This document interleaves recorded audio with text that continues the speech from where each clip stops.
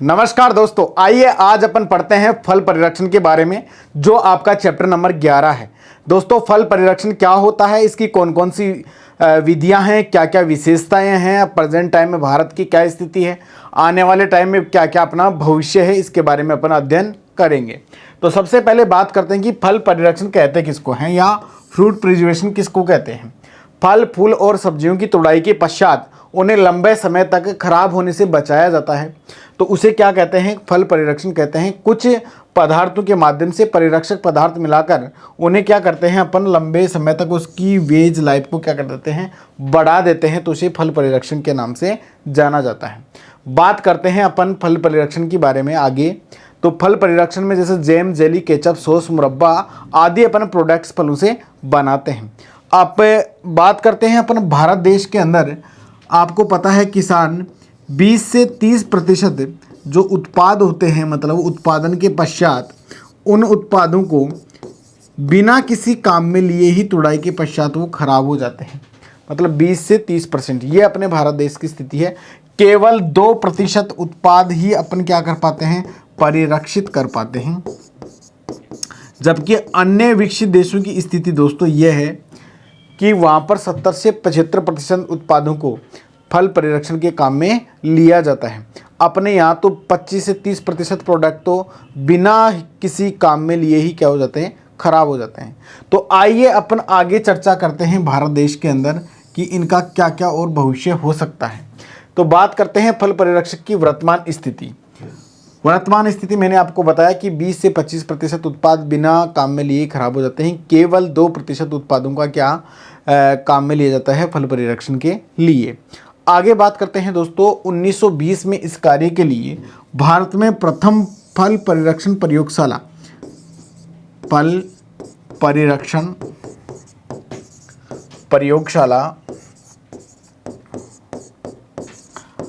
मुंबई में स्थापित की गई। कब? 1920 के अंदर मुंबई के अंदर स्थापित की गई। उसके बाद में बात करते हैं दोस्तों, इसके बाद में द्वितीय विश्व युद्ध के पश्चात क्या किया गया, 1955 में जब हर तरीके से मतलब निर्यात पे, आयात पे रोक लगा दी गई दूसरे देशों के बीच में, तो 1955 में FPO मतलब फूड प्रोडक्ट ऑर्डर की स्थापना हुई। उसमें फूड प्रोडक्ट ऑर्डर के तहत निर्धारित किया गया कि फूड प्रोडक्ट ऑर्डर जो परिरक्षित पदार्थ होंगे उनके मानक तय करेगा, उनकी वैल्यू का निर्धारण करेगा, क्वालिटी कंट्रोल करेगा, क्वालिटी टेस्टिंग का काम करेगा। उस दायरे में फल परिरक्षण कार्यक्रम को आगे बढ़ावा दिया गया। वर्तमान में ये स्थिति है कि बढ़ती हुई जनसंख्या को देखते हुए ये चिंता की बात है कि मतलब प्रोडक्ट्स का या उत्पादों का परिरक्षण करना बहुत ज़रूरी है, क्योंकि कई बार बहुत भयंकर स्थिति खराब हो जाती है। जैसे दो देशों के बीच में कई बार युद्ध छिड़ जाता है, तो वैसी स्थिति में खाद्य पदार्थों की आपूर्ति करने के लिए ऐसे फूड प्रोडक्ट्स का इस्तेमाल किया जाता है। दोस्तों, महत्व और भविष्य की चर्चा अपन आगे करते हैं। फल परिरक्षण के जहाँ तक महत्व की बात करें तो इसका महत्व ये है कि प्रेजेंट टाइम में पहला है आर्थिक महत्व। आर्थिक महत्व मतलब जब किसान को अधिक उत्पादन प्राप्त हो जाता है, या मान लीजिए किसी क्षेत्र विशेष में किसी एक फल या सब्जी का उत्पादन अधिक हो जाता है, तो वहाँ का मूल्य गिर जाता है। जब मूल्य गिर जाता है तो ऐसी अवस्था में किसान को काफ़ी आर्थिक रूप से नुकसान उठाना पड़ता है। तो ऐसी स्थिति में किसान, जैसे मान लीजिए टमाटर का उत्पादन अधिक हो गया और टमाटर का उत्पादन किसी क्षेत्र में ज़्यादा हो गया, टमाटर का भाव है 2 रुपये केजी, 2 रुपये केजी हो रहा है, तो किसान को यहाँ पर क्या हो रहा है, नुकसान हो रहा है। तो इस नुकसान की पूर्ति के लिए क्या करेगा, जैसे उसका केचप या सॉस टमाटर का वो बना देगा। आसपास की जो कोई इंडस्ट्री होगी उसमें देख के बना सकता है, या खुद भी अपने घर पे भी तैयार कर सकता है ऐसी परिरक्षक यूनिट लगाकर। और वो ही टमाटर वहाँ पर जो 2 रुपये केजी जा रहा था, मतलब उसका 50 रुपये कॉस्ट बढ़ गया। इससे किसान का क्या होता है, आर्थिक फायदा काफ़ी बढ़ जाता है। इस प्रकार से आर्थिक महत्व इसका इम्पोर्टेंट है। बात करते हैं औद्योगिक महत्व। जब फूड प्रोडक्ट बनते हैं अपने, तो उस टाइम में आपको पता है कि उद्योगों की संख्या बढ़ती है। जब उद्योगों की संख्या बढ़ती है तो उसमें कुटीर उद्योग, चीनी उद्योग, साथ साथ में डिब्बाबंदी उद्योग, बोतल उद्योग, ये जो प्लास्टिक के आइटम बनाते हैं, ये उद्योग सभी क्या करते हैं, इसमें वृद्धि करते हैं। मतलब ऑल ओवर इंडस्ट्री का क्या होता है, डेवलपमेंट होता है। इस हिसाब से उद्योग के रूप में इसका महत्व है। परिरक्षक पदार्थों का निर्यात, आपको पता है प्रोडक्ट्स को परिरक्षित करने के लिए अलग अलग प्रकार के परिरक्षक पदार्थों की आवश्यकता पड़ती है, जैसे नमक, सिरका, चीनी, एसिटिक अम्ल आदि अपन मान सकते हैं। मतलब तो इनका क्या विदेशों से अपन आयात भी करते हैं और विदेशों को भेजते भी हैं बाहर दूसरे देशों में। तो उससे अपने को बाहर की पूंजी प्राप्त होती है, विदेशी मुद्रा अपने को प्राप्त होती है दोस्तों। तो इनके एक्सपोर्ट और इंपोर्ट के अंदर अपने को काफ़ी फायदा मिल जाता है। आपको पता है अच्छी प्रकार से रोजगार के अंदर उपलब्धता की बात करें, भारत एक बहुत बड़ी जनसंख्या वाला देश है। मतलब विश्व में सबसे अधिक जनसंख्या रखने वाला देश कौन सा है? भारत है। तो रोजगार की यहाँ पर मुख्य समस्या है। तो इस स्थिति को देखते हुए अगर भारत के अंदर कुटीर उद्योग लगेंगे तथा साथ साथ में इसकी अलग अलग इंडस्ट्रियाँ लगेंगी, परिरक्षित पदार्थ तैयार करने की इंडस्ट्रियाँ लगेंगी, तो लोगों को क्या रोजगार उपलब्ध होगा। और साथ साथ में जैसे अगर फल परिरक्षक कारखाने लगेंगे तो उन कारखानों के अंदर भी लोगों को रोजगार मिलेगा। आगे बात करते हैं दोस्तों संतुलित आहार। आपको पता है संतुलित आहार या बैलेंस डाइट किसको कहते हैं? वे आहार जिसमें सभी प्रकार के पोषक तत्व एक संतुलित मात्रा में अवेलेबल हो या उपलब्ध हो, उसे संतुलित आहार के नाम से जाना जाता है। कुछ आपको पता है कि जैसे जंगली वैरायटियां होती हैं जिनको अपन डायरेक्ट रूप से नहीं खा सकते, लेकिन उनका परिरक्षित करके उनका थोड़ा सा रूप चेंज करके, मतलब किण्वन की सहायता से मान लीजिए, या अचार बना के मान लीजिए, या और दूसरे प्रोडक्ट्स बना के उनका इस्तेमाल किया जा सकता है, जो मानव के लिए एक बैलेंस डाइट का कार्य भी करते हैं, शरीर में पोषक की पूर्ति भी करते हैं। साथ साथ में जैसे कि मान लीजिए अगर आपके पास फूड प्रोडक्ट काफ़ी अवेलेबल है, सेना के पास में ऐसे प्रोडक्ट्स का इस्तेमाल ज़्यादा होता है क्योंकि वहाँ पर एकदम ताज़ा फल सब्जी पहुँचाना संभव नहीं रहता है। तो ऐसी कंडीशन में आपको क्या वहाँ पर जो तैयार फूड प्रोडक्ट्स हैं उनकी माध्यम से उनकी सप्लाई की जा सकती है, आपूर्ति की जा सकती है दोस्तों। नेक्स्ट अपन बात करते हैं दोस्तों फल परिरक्षक का भविष्य। भारत के अंदर क्या भविष्य हो सकता है प्रेजेंट टाइम में? भारत के अंदर बढ़ती जनसंख्या को देखते हुए और इंडस्ट्री का जैसे इंफ्रास्ट्रक्चर डेवलपमेंट हो रहा है, उस हिसाब से प्रेजेंट टाइम में इसका सुनहरा भविष्य है। आने वाले टाइम में इसके लिए रोजगार काफ़ी लोगों को उपलब्ध हो रहे हैं। खाद्यान्न की काफ़ी अच्छी क्या होगी इससे पूर्ति होगी। भविष्य की जहाँ तक बात करते हैं तो भारत के अंदर प्रेजेंट टाइम में किस किस की कमी है? सबसे पहली बात है तकनीकी ज्ञान की कमी है, क्योंकि लोगों को इसका पता नहीं है कि इन प्रोडक्ट्स का इस तरीके से अपन प्रोसेस्ड करके या संसाधित करके नए प्रोडक्ट बनाकर मतलब काम में लिए सकते हैं। साथ में बात करते हैं इसके प्रति जागरूकता कम है, मतलब जागरूकता को बढ़ाना होगा। इसके बाद की बात करें रोजगार की जो उपलब्धता है वो भी क्या है इसमें कम है, अपने को इतना रोज़गार मिल नहीं रहा, लोगों का क्या है इंटरेस्ट बढ़ नहीं रहा। इसके साथ साथ में यहाँ पर फैक्ट्रीज़ की कमी है, ऐसे बनाने वाले प्रोडक्ट्स की फैक्ट्री बनाने वाले लोग बाग क्या हैं कम हैं अभी तक जागरूक। तो भविष्य में मतलब अगर चिंता के तौर पर देखा जाए तो आने वाला टाइम बहुत अच्छा है अगर इस इंडस्ट्री को डेवलपमेंट करने के लिए, आगे बढ़ाने के लिए, लेकिन लोगों को उसके लिए तकनीकी ज्ञान संसाधनों की उपलब्धता जुटानी होगी। आगे बात करते हैं दोस्तों अपन फल परिरक्षक के सिद्धांत और विधियाँ कि कौन कौन से प्रिंसिपल्स और मेथड्स के ऊपर फल परिरक्षक या फ्रूट प्रिजर्वेशन आधारित है या इनके ऊपर चलता है। तो पहले बात करते हैं अपन सुखाना या ड्राइंग करना। मतलब क्या करते हैं इसके अंदर मतलब कोई भी उत्पाद है, चाहे फल हो या सब्जी हो, उन उत्पादों को प्राथमिक तौर पे अगर परिरक्षित करना हो तो अपन क्या करते हैं धूप के अंदर सुखा देते हैं। उससे क्या उसका जो नमी वाला पार्ट होता है वो क्या हो जाता है निकल जाता है। उसके अंदर जो शुद्ध TSS बचता है, मतलब उसका टोटेबल सोल्यूबल सॉलिड बचता है, कुल ठोस पदार्थ उसके अंदर बचता है, वो अपने पास मौजूद रहता है। तो वो क्या ज़्यादा नमी के कारण बैक्टीरिया, फंगस और खमीर के कारण क्या हो जाते हैं ख़राब हो जाते हैं। तो ऐसी परिस्थिति में अपन जब धूप के अंदर सुखा लेते हैं या मतलब ओवन के अंदर अपन ड्राई कर लेते हैं और उसकी नमी को बाहर निकाल देते हैं तो फूड प्रोडक्ट क्या ख़राब नहीं होते। ये अपन कार्य पहले के टाइम से ही करते आ रहे हैं। आपने देखा होगा गंवार की फली, काचरी वगैरह इनको सुखा के अपन काम में लेते हैं। एंजाइम की क्रियाशीलता व रासायनिक अभिक्रिया।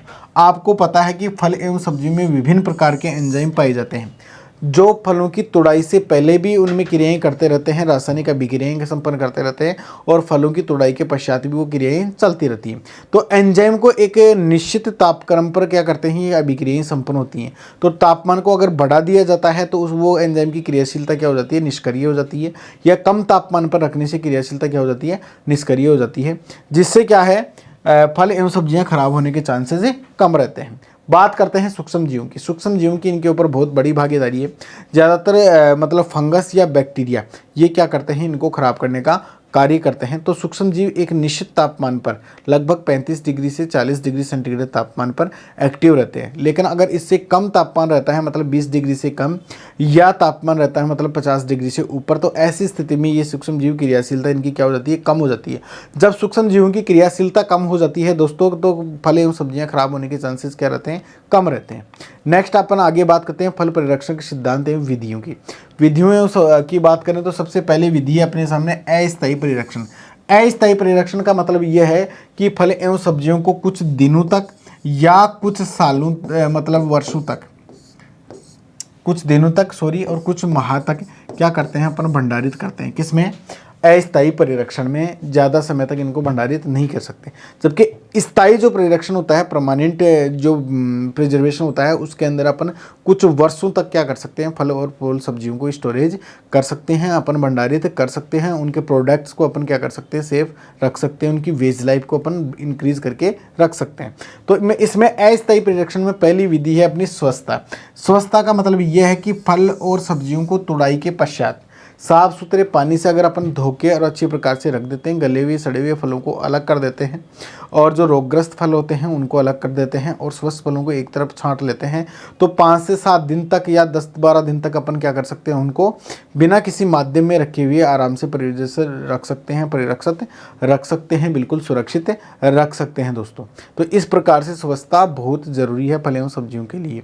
तो अस्थायी परिरक्षण में ये कार्य अपन सबसे पहले करते हैं, फल एवं सब्जियों को धो के आराम से साफ करके रखते हैं। तो दूसरा है निम्न तापमान के ऊपर रखकर। निम्न तापमान का मतलब ये है कि जैसे आप लोगों ने रेफ्रिजरेटर वगैरह में सब्जी और फलों को अपन रखते हैं, तो कम तापमान पे रखते हैं, मतलब कम तापमान पे वो क्या है, फल एवं सब्जियों के अंदर बैक्टीरिया और जो कवक होते हैं वो नहीं पनप पाते, तो उस कारण से क्या ये सुरक्षित रह जाते हैं। तो इनके लिए कुछ दिनों तक अपन इसको भंडारित करके रख सकते हैं, 1 से 2 महीने तक भी। वो अलग अलग फ्रूट और सब्जी की जीवन अवधि के ऊपर निर्भर करता है दोस्तों। उच्च तापमान द्वारा मैंने बताया कि जो माइक्रो ऑर्गेनिज्म हैं, सूक्ष्म जीव हैं, वो एक निश्चित तापमान पर ही अपनी क्रियाशीलता में सक्रिय रहते हैं। तो अगर अपन तापमान किसी का ज़्यादा रखेंगे, मतलब फल और सब्जियों को अधिक ऊंचे तापमान पर रखेंगे ओवन वगैरह के अंदर, तो उनके भी खराब होने के चांसेस कम रहते हैं। जैसे आप एक उदाहरण लेके देख लो, दूध को। दूध का अगर अपन उदाहरण लेते हैं, अपन गर्म करके दूध को छोड़ देते हैं, तो उसमें जो उपस्थित बैक्टीरिया होते हैं वो क्या हो जाते हैं, नेस्ट हो जाते हैं दोस्तों, उनकी क्रियाशीलता कम, तो दूध खराब होने के चांसेस कम रखते हैं। या अपन उसको निम्न तापमान पर, मतलब 4 डिग्री सेंटीग्रेड से कम तापमान पर रख देते हैं, तो दूध खराब होने के चांसेस कम रहते हैं। लेकिन अगर अपन दूध को रूम टेम्परेचर पर रखते हैं, तो दूध को खराब होने के चांसेस क्या रहते हैं, ज़्यादा रखते हैं। इसका मतलब आप समझ सकते हैं कि उच्च और निम्न तापमान पर रखने से बैक्टीरिया, कवक, फंगस, इनकी जो मतलब होती है क्रियाशीलता क्या हो जाती है, कम हो जाती है, निष्क्रिय हो जाती है। उसमें उनको क्या एक्टिव होने के लिए एक प्रॉपर तापमान की आवश्यकता रहती है, और वो तापमान जब नहीं मिल पाता तो वो फल एवं सब्जियों को सड़ा गला नहीं सकते।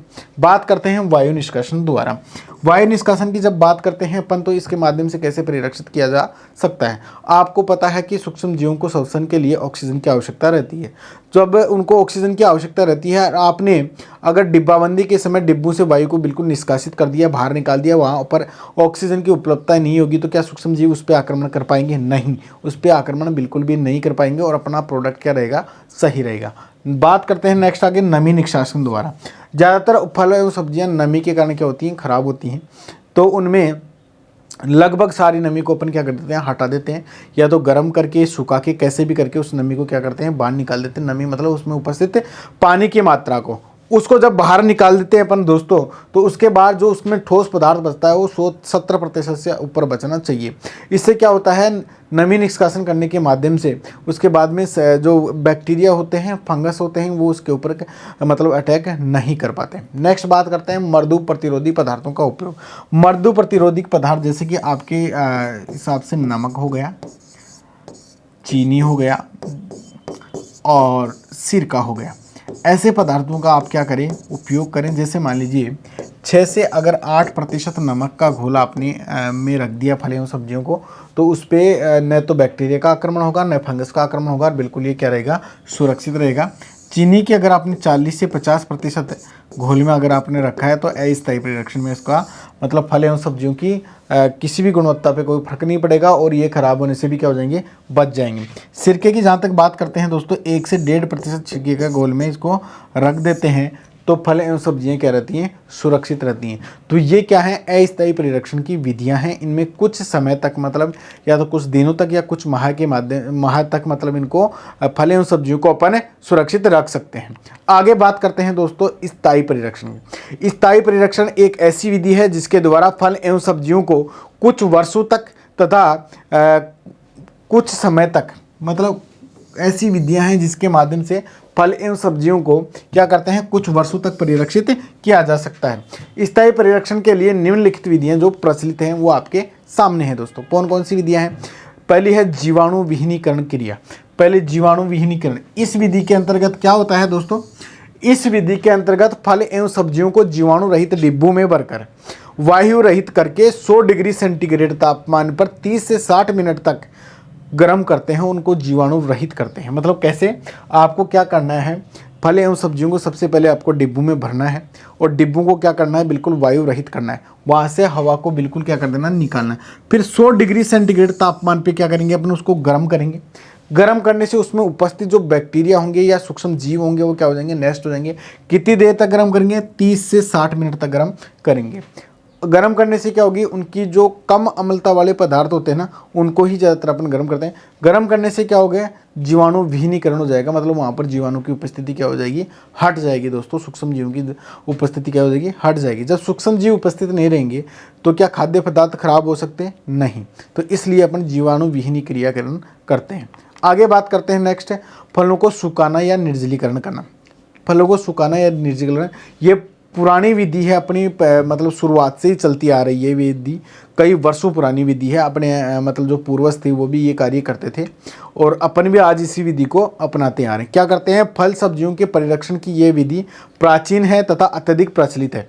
इस विधि के अंतर्गत फल सब्जियों को छोटे टुकड़ों में क्या करते हैं, अपन काट लेते हैं और धूप में सुखाते हैं या निर्जलीकरण मशीन के अंदर क्या करते हैं, अपन डालकर उनको धीरे धीरे नमी रहित कर लेते हैं। सिद्धांत क्या करता है, इसका सिद्धांत ये कहता है जब कुल ठोस पदार्थ 70% से अधिक हो तो फल सब्जियों के अंदर क्या होता है, सूक्ष्म जीवों की सक्रियता नहीं रहती है। सूखे हुए पदार्थों को पॉलीथीन की थैलियों या डिब्बों में क्या करते हैं, अपन भर के बंद कर देते हैं। जब अपने को काम में लेना होता है तब काम में ले लेते हैं। मतलब बात यह है कि फल एवं सब्जियों के परिरक्षण करने के लिए सबसे पहले नमी को हटाना बहुत ज़रूरी है। जब आपने नमी को रिमूव कर दिया कंप्लीट रूप से और आपका TSS या ठोस पदार्थ कुल मतलब 70% से ऊपर आ गया तो क्या करता है, इसमें जो सूक्ष्म जीव हैं उनकी क्रियाशीलता बिल्कुल कम हो जाती है। तो सूक्ष्म जीव या ना के बराबर हो जाती है, तो फल एवं सब्जियां खराब नहीं होते, उनके चांसेस खराब होने के बिल्कुल भी नहीं रहते। नेक्स्ट दोस्तों अपन बात करते हैं किण्वन के द्वारा।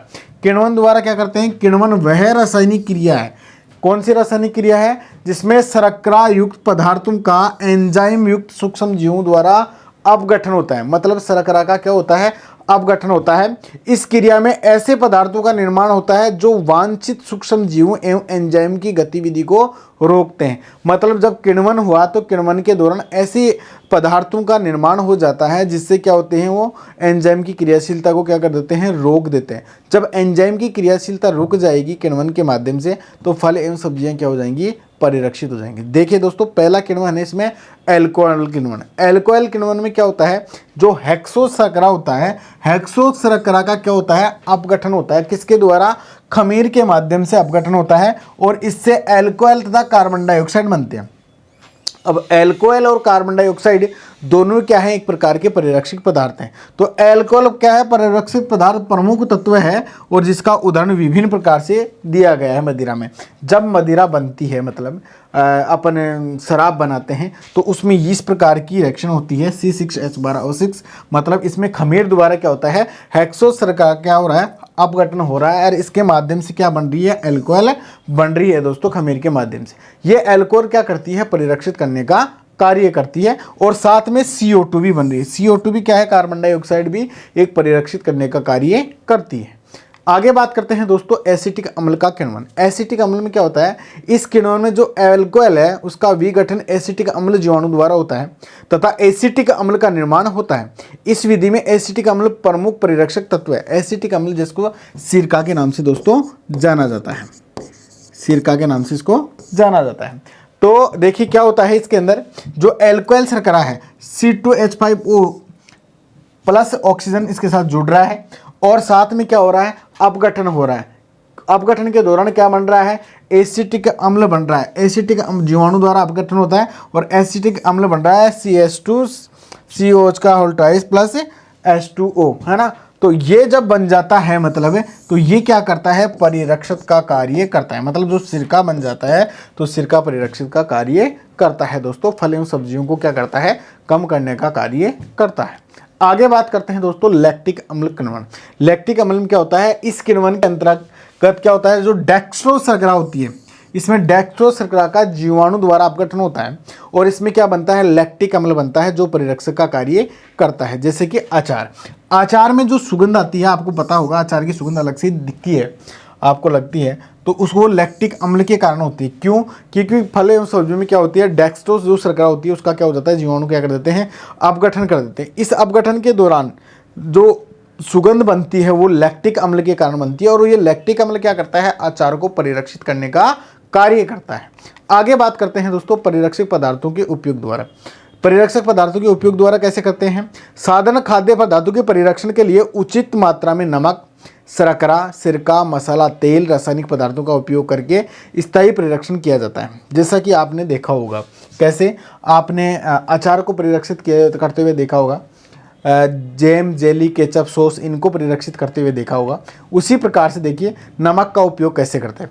देखो नमक का उपयोग अस्थायी परिरक्षण में तो अपन कितना कर रहे थे, 6 से 8% का, लेकिन ये क्या कर रहे हैं, स्थायी परिरक्षण कर रहे हैं। तो स्थायी परिरक्षण में अपन क्या करते हैं, 15 से 20% नमक के घोल का प्रयोग करते हैं। जो 15 से 20% नमक का घोल क्या करता है, मतलब फल एवं सब्जियों को खराब होने से बचाता है। कैसे बचाता है, पराशरण दबाव के कारण सूक्ष्म जीव अपनी वृद्धि नहीं कर पाते, जैसे कि अचार और चटनी को परिरक्षित करने के लिए करना पड़ता है। आगे बात करते हैं दोस्तों शर्करा द्वारा।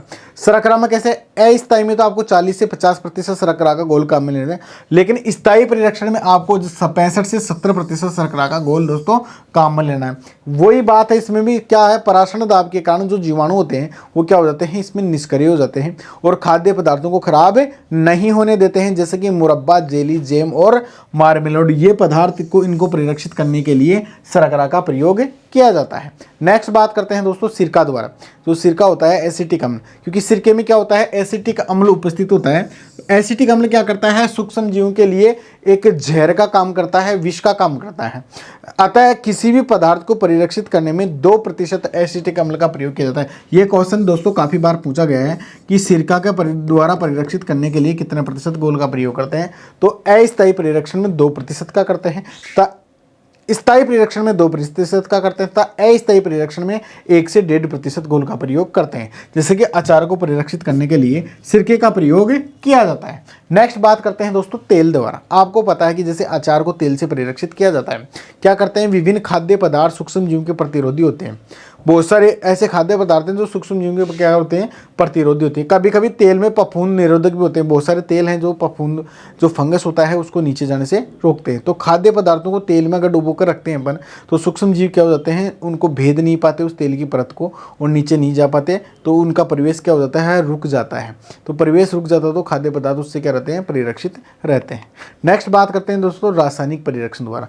रासायनिक ऐसे कुछ रसायन होते हैं जो मतलब फल सब्जियों को खराब होने से रोकते हैं, उनके परिरक्षण में काम में आते हैं। मुख्य रूप से जैसे कि पोटेशियम मेटाबाइसल्फाइड, पोटेशियम मेटाबाइज जो सल्फाइड होता है, KMS जिसको बोलते हैं वो, तथा सोडियम बेंजोएट, ये क्या होते हैं, सोडियम बेंजोएट में जो बेंजोइक अम्ल होता है ये परिरक्षक का कार्य करता है। कौन सा अम्ल, बेंजोइक अम्ल होता है जो परिरक्षण करने का काम करता है, ये ध्यान रखना।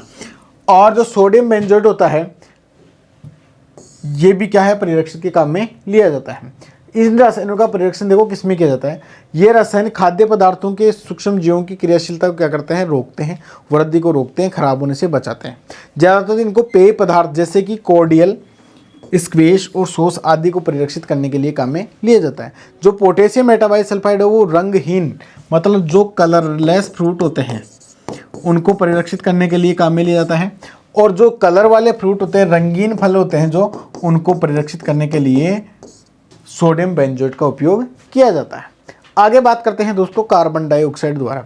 कार्बन डाइऑक्साइड के माध्यम से भी आपने देखा होगा, जैसे कि पेप्सी की बोतल आपने कभी खोली होगी तो उसमें जब खोलते हैं छस की आवाज़ आती है, मतलब खोलते हैं तो हवा से निकलती है, इसका मतलब उसको कार्बन डाइऑक्साइड के माध्यम से क्या गया है, परिरक्षित किया गया है। तो विभिन्न फलों के पेय पदार्थों को परिरक्षित करने के लिए कार्बन डाइऑक्साइड गैस के रासायनिक रूप का उपयोग किया जाता है, जिन्हें कार्बनीकृत पेय पदार्थ के रूप में जाना जाता है। दोस्तों आगे अपन बात करते हैं विकिरण द्वारा, रेडिएशन के माध्यम से भी क्या किया जा सकता है, फल एवं सब्जियों को परिरक्षित किया जाता है।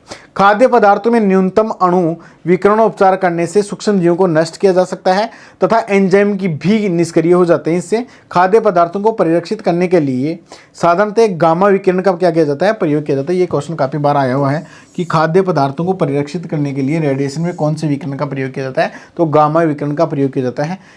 इससे क्या होता है, ठंडी जीवाणु विहरण क्रिया भी कहते हैं। मतलब इससे क्या है, जहाँ पर कार्बन डाइऑक्साइड की उपस्थिति कम रहती है वहाँ पर क्या होता है, ठंडाई ज़्यादा बढ़ जाती है। दोस्तों